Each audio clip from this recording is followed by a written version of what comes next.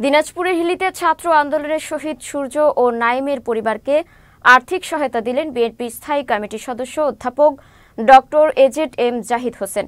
শনিবার হিলি ডাঙ্গাপাড়ায় শহীদ সূর্য ও নাইমের বাবা মার হাতে অর্থ তুলে দেন তিনি। এ সময় উপস্থিত ছিলেন ফেরদৌস রহমান, হাকিমপুর উপজেলা বিএনপি সভাপতি সাখাওয়াত হোসেন শিল্পী ও হাকিমপুর উপজেলা বিএনপির সাধারণ সম্পাদক এস এম রেজা বিপুল সহ উপজেলা বিএনপি ও অঙ্গ সংগঠনের নেতাকর্মীরা। হাকিমপুরের হচ্ছে সূর্য আর নাইম হচ্ছে আমাদের পার্শ্ববর্তী উপজেলা পাঁচবিবি। কাজে এই তিনজনই ছিল এখানে ইন্তেকাল শহীদ হয়েছে বিগত আন্দোলনে। তাদের পরিবারকে আমরা আর্থিক সহায়তা, আপনারা যে পরিমাণ জানতে চান না, আমি পরিমাণ বলতে চাই না। আমরা চেষ্টা করেছি আমাদের সামর্থ্যের মধ্যে যতদূর ম্যাক্সিমাম পারা যায়। আবার ভবিষ্যতে আবার আমরা তাদেরকে পুনর্বাসনের জন্য যেখানে যেটা করা প্রয়োজন আমরা করব।